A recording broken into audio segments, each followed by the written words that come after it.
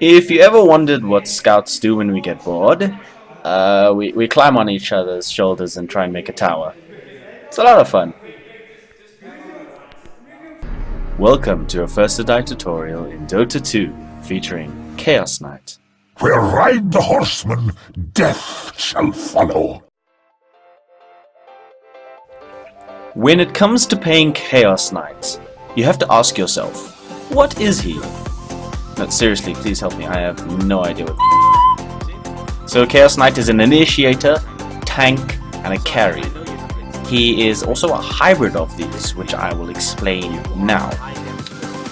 An initiator is a person who decides when the team will start to fight. They're the ones who go in and say, alright guys, let's beat them up. A tank is a person who is the wall of your team, so that the people behind you can do hang up a lot of damage and get towers and get like objectives and such. Like if you had to do Roshan, which is that big, mean, ugly, like creep thing in the jungle, that guy, when you do Roshan, you're the one who takes the damage so your team can kill him and get the Aegis. And a carry is a person who is strongest at the end of the match and is likely going to be the person who wins for your team, like does the final push or whatever. So your first ability is called Chaos Vault. This is a point and click stunning spell that has a random amount of damage and a random duration of stun between 1 to 4 seconds and a damaging from 150 to 275. This ability I like to use with my W, which is Reality Rift. I like to use these together to gank an enemy.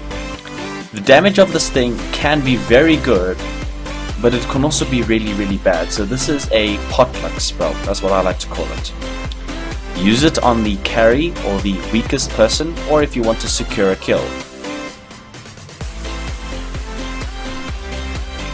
Your next ability is called Reality Rift. This teleports you and a chosen enemy to the same point where you can deal extra damage, and any units under your control will be teleported with you to that enemy. However, there is a limit to what units you can teleport to and the range.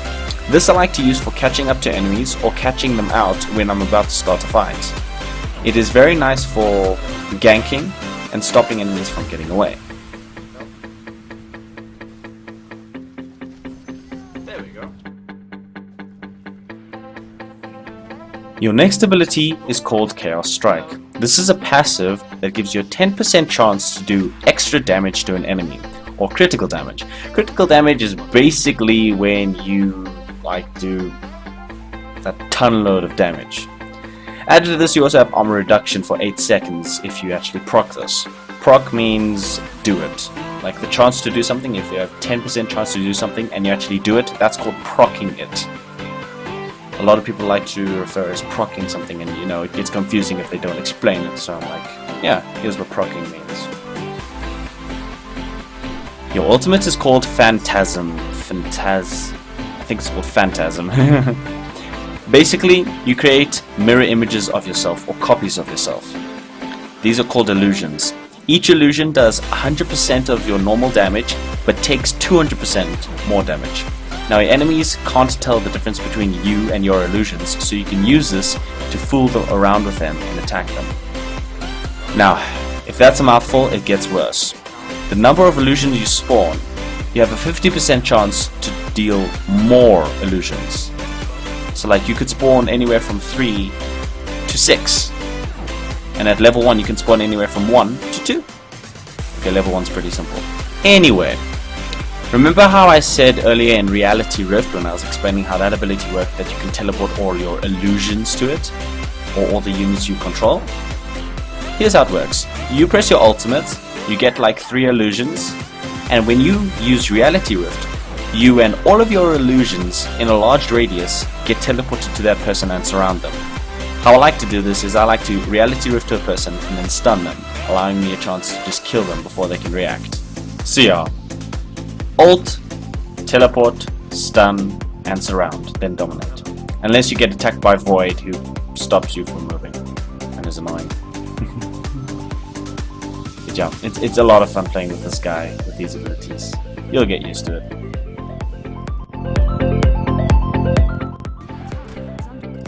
The first item I get is called Power Treads. These increase your attack speed and your movement speed.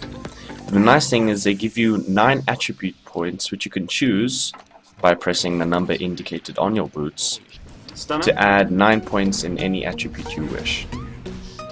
Seeing as Chaos Knight is a strength-based hero, I add 9 attributes in strength. Oh, just to clarify, to choose between each attribute, you'll see there's a little icon. For me, that icon is 1, and if I press 1, I can cycle through the attributes that you get in carries. Pudge, if you can hook one of them, we can go in on. An item you start building at the early portion of the game, but only finish at the end, is called Satanic. This gives you strength, damage, and armor, but it also has an active that for 3.5 seconds, you have 175% added lifesteal. This item you only complete building at the end portion of the game, but you start building it by getting Helm of the Dominator, which gives you damage, health regeneration, and lifesteal. Now, lifesteal is basically when you hit a target, instead of you just hitting each other and both going down and killing each other, which is what you normally do in real life, you steal their life force. So it's doubly damaging to them, because not only are they getting damaged, but you're taking life from them and putting it onto yourself. It's pretty cool. Beautiful. But it's also really, really evil. But wait, there's more. Before you get Satanic, this item allows you to take control of an enemy creep or jungle minion. When I say jungle minion, it's the smaller ones. There's 3 camps called Ancient Creeps. These creeps you cannot use abilities on, like a taking over ability, but you can use this ability to take over normal creeps. The next item I get is called Sanjin Yasha. This gives you agility, strength, damage, attack speed, and movement speed. However, the cool thing about it is it has a chance to greater maim someone for 5 seconds. When you hit someone, you have a 16% chance to slow them down, both in movement speed and attack speed. It's pretty useful if you use your ultimate and do this, because yes, ladies and gentlemen, your illusions can do this as well. Each illusion has a chance not only to do Chaos Strike, but to do the main, and any other passive abilities that come with proccing. It's pretty cool. The next item I get is called the Amulet of Mordigan. Yes, I pronounced it correctly. It gives you health regen, damage, armor, and attack speed. But it has a really cool active that gives you 31 damage, 25 strength, and it basically makes you an extra tanky person. However, this is a toggle ability, and the reason being, when you put this on, you have 40% minus health regen when you turn this on. So you have to make sure that you're at a tanky stage before you get this item, otherwise you'll just die. The nice thing about this is that if you have enough health regen, you'll just have extra health and extra damage just to knock the opponents out of the park. Cool. The next item I get is called the Heart of Tarask. This adds a substantial amount of health, and it gives you a special passive. If you're not attacked for more than 5 seconds, 4.75% of your max health you will regen. So let's say, if I have to put in an example, if you have 3,000 health, 4.75% of that you'll have as health regen. So if I'm calculating, roughly 120 health regen per second if you have 3,000 health.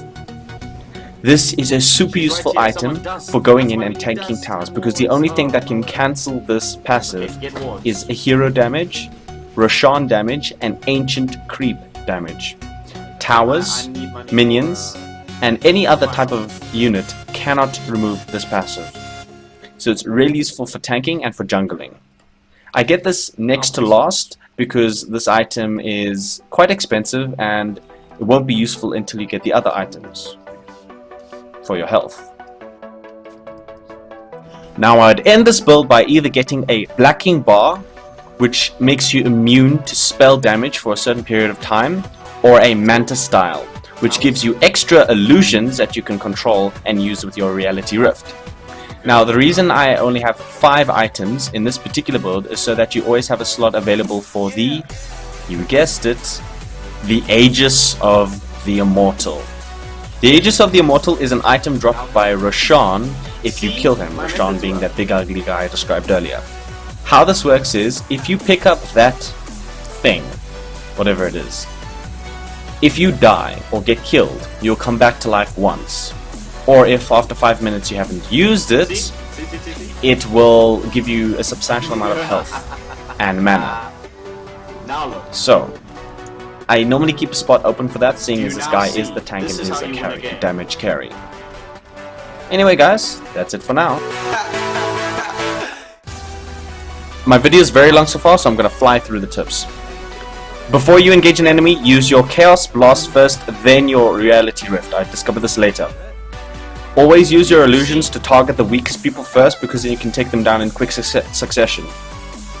When using your tank, you can use the Heart of Tarask to take out the turrets, seeing as the turrets don't damage you. If you are losing the match and the enemy are in your base, use Reality Rift to get them into your Nexus turret. Well, I say Nexus, but I actually mean Ancient. Sorry, I play League of Legends too.